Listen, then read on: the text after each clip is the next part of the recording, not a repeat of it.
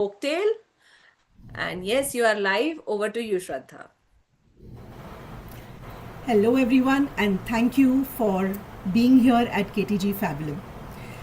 The story today is called, maybe I won't tell you what it's called right now, and you'll get to know it. It's a story that I'm sure all of you have heard before, but bear with me because I want to bring it in a different light to you. So, once upon a time, far, far away, at that time it was really far away because there were no aeroplanes to get there. But in our country that neighbors us, which is China, in a small village in China, there lived a young boy. His name was Ma Liang.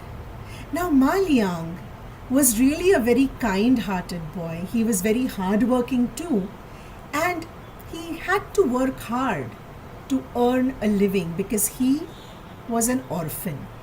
His parents had passed away when he was very young, and the villagers were very kind to him. They took care of him, but in return, he used to help them a lot. He used to work, if in their gardens, on their farm for them. If someone needed help with getting something for the market, he used to carry the bags for the elderly. He was a very kind person, and the villagers loved him a lot. Now, Ma Liang had a deep, deep passion for observation. He was a great observer. He used to look at the tall trees and observe the bark and see how the strain of the wood was. He used to look at the different shaped leaves of different bushes. He used to look at the insects and the birds and the animals, the dogs and the cats, and how their muscles rippled when they moved. How they put one foot before the other. He was very observant, Ma Liang. And you know why he was a good observer? Because he loved to draw. Yes, that was his secret passion. He loved to draw. But he didn't have money to get, ink and pen. At that time, there were no pencils. It was ink dipped pen and then to draw lines. So he did what he could do best is he found a beautiful stick. And he used the stick to make beautiful drawings in the mud, in the sand, in the dust even. And the villagers loved his drawings. They seemed almost like they were alive. But there was one problem with the drawings. Can you think of what it could be? You can unmute and tell me. After making a beautiful drawing, what could possibly happen to it? Anyone? Disappeared or what? Wiped away? Disappeared. It would disappear. A little bit of wind and the dust would blow away and the drawing would disappear. Or it would get smudged. People without realizing would walk over it. If it rained, gone. Those things from the mud, gone. And all his beautiful creations would, although they seemed almost alive, they were gone with the change of the weather. But Ma Liang was a happy child inside. He said, well, I will just keep doing what I love. It's okay. So what if it doesn't last? Even if it gives some degree of joy to people who see the drawings, I'm happy with it. It's fine. And he went about his business. And one day, when he was helping to herd some sheep for a villager, he traveled a bit further away to the outskirts of the village where he saw a grand house in the distance. And from that grand house, he heard some music, some lovely jingling music. And the music, as he went towards the house, it became louder and louder. And he was just attracted to this music, saying, wow. And then as he grew closer and closer to the house, he realized it was the house of the royal advisor. And the music just kept dragging him inside and he couldn't stop. And he entered this grand palatial home. He went inside the hall and he saw there were lots of people there. And there were festoons around, streamers around, balloons around, maybe not balloons, but paper mache kind of things around. It was a celebration. And he came to realize it was a royal advisor's birthday.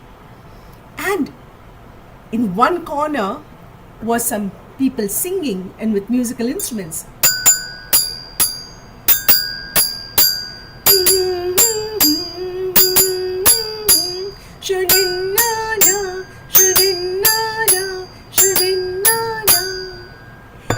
The artists were singing in one corner, there were musical instruments in another corner, there were storytellers telling wonderful stories in yet another corner.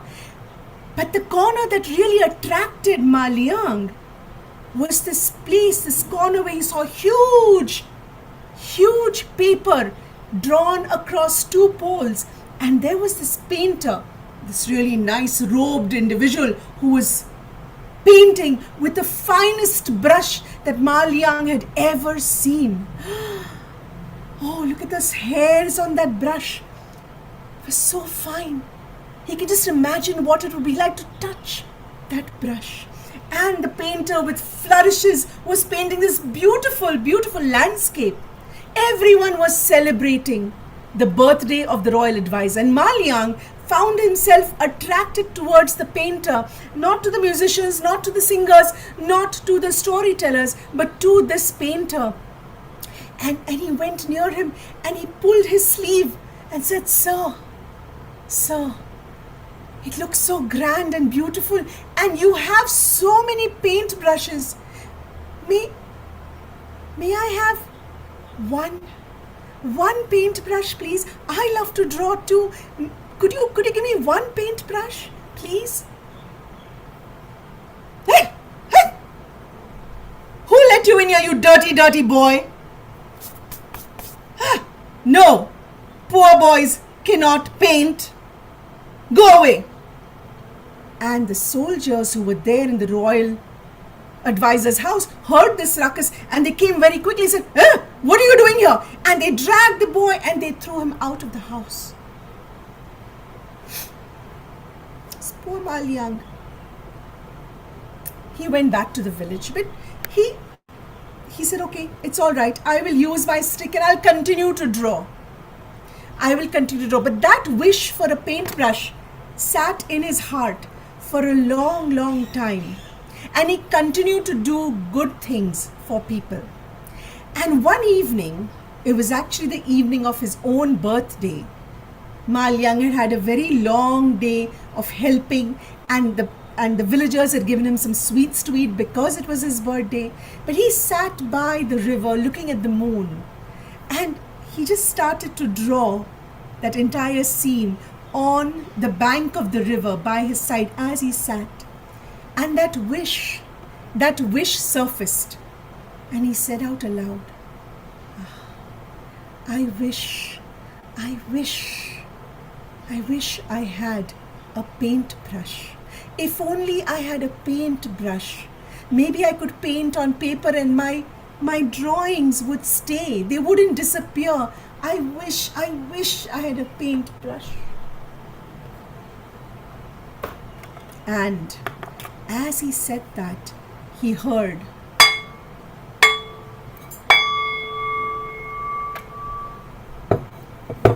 and he looked around.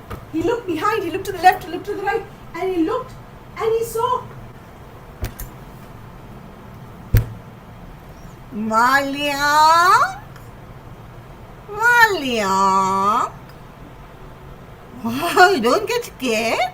I am your fairy godmother. Yes, you are a very good boy. Yes, you are. Did you make a wish? Yes, I wanted a magic paintbrush. A paintbrush. Please. Are you magical? You can say that. I am magical. You see, I'm very magical. But okay, I will grant your wish. Are you ready, Ma Liang? Here's some magic.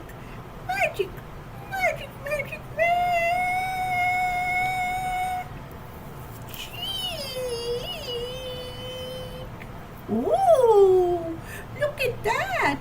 I pulled a paintbrush paintbrush. Ah, it is so soft and nice. Maliang, you can use this brush. But make sure that you use it only for good, okay? Here you go. And poof, the lady disappeared. And Maliang saw the paintbrush. So soft to the touch. And immediately, he in that riverbed itself, he used, there was a nice rock over there, and he cleaned the rock out with the water, and he decided to make some strokes. So he just dipped his brush in the mud and he drew a beautiful butterfly, a lovely butterfly. And in the moonlight, that butterfly looked almost real. Almost real. And before he knew it, the butterfly, it rose up from the stone and it flew away. And Maliang was shocked, saying, "Oh!" And the stone was clean.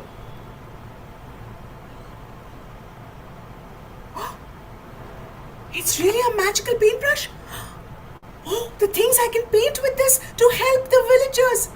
And that's exactly what Maliang did. He kept the next day and the day after that, whenever the villagers needed some help, he used his beautiful prowess of painting and used the magical paintbrush to paint things for the villagers. He painted a rooster for someone. He painted a hen for someone else to lay eggs. He even painted a cow for a farmer that had lost his cow.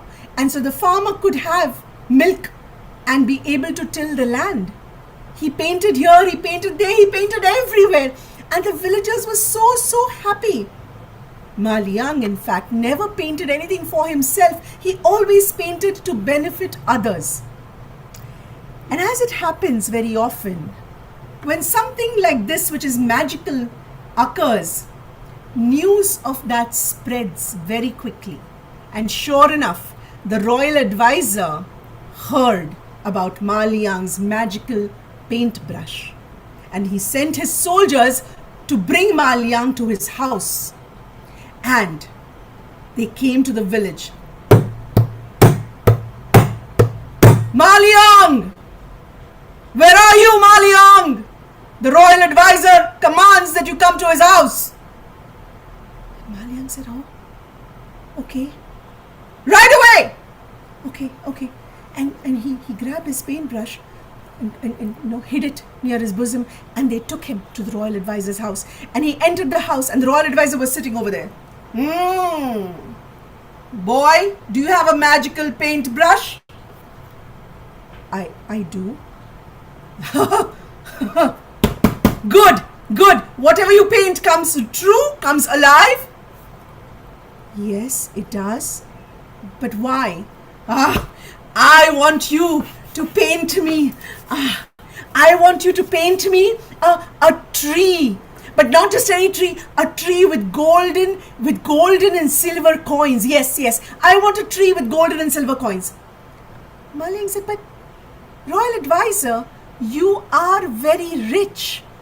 Why do you need a tree with golden and silver coins? You have everything in the world that you could possibly want." "No, I'm not going to paint you a tree. What good will that do? I only paint so something good comes out of it. I can't paint for you." "How dare you? You must paint for me. I am the royal advisor. How dare you say no to me?" But Maliang, he remembered what his godmother had said. Paint only for good.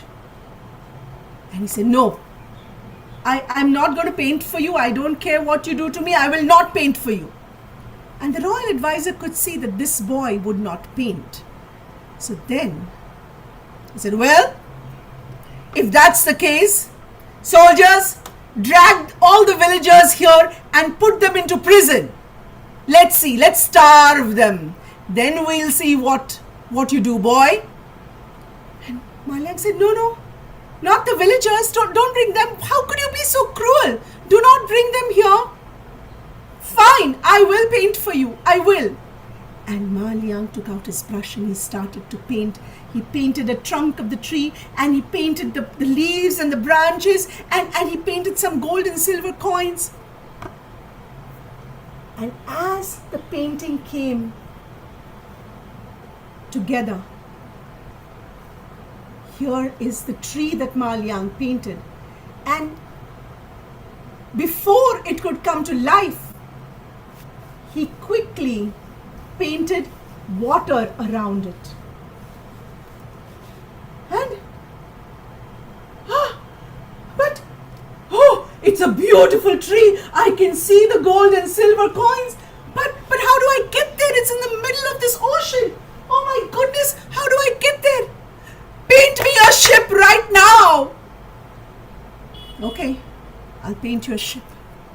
Took his magic paintbrush and he put in wild strokes and he painted a beautiful, huge ship. And the royal advisor, seeing it come together, saying, "Oh, it looks beautiful. Oh my goodness, it is lovely. Look at that ship. It is so big. It can take all my people, my soldiers. Everybody can get onto this ship. Ma Liang, oh, this is wonderful, wonderful. Make it come alive. Make it come alive." And that is exactly what Ma Liang did. He made it come alive. Oh, that looks wonderful. Let's get on board, everybody.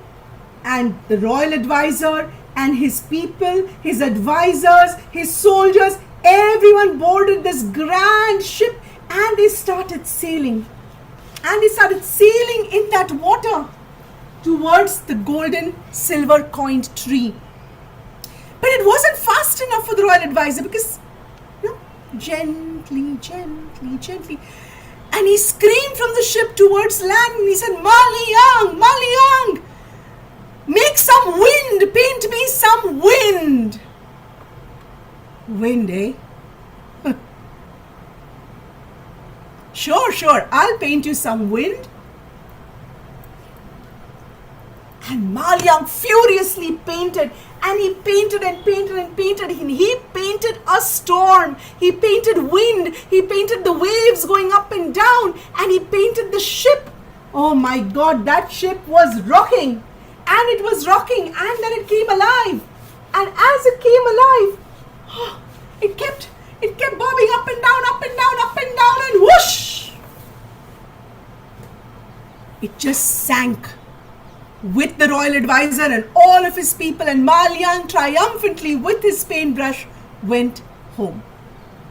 And the villagers welcomed him back, and they sang for him and they cheered him, and they were so happy that he had gotten rid of the mean and cruel royal advisor. And that was the story of Ma Liang and the magic paintbrush. Thank you.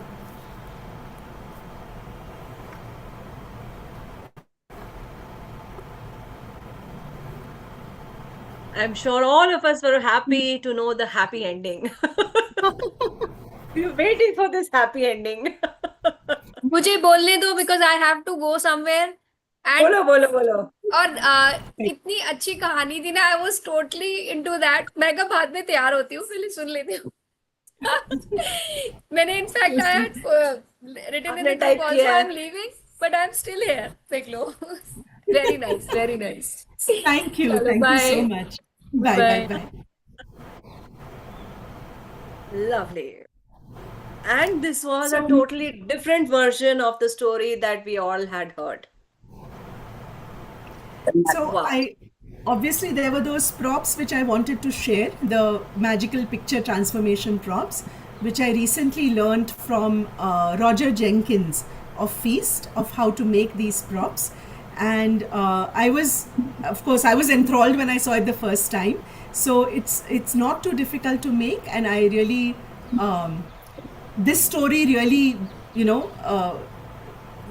caters to using this kind of a prop, because it's a magical paintbrush and it comes alive, so it's easy to use, but it can be used in any other sort of telling also. So may I? Shaila. Yeah, hi Shaila. I'm so glad you're Hi, here. Shraddha, as usual. I didn't want to miss this. Okay. And all three wonderful storytellers, I said, how can I miss this?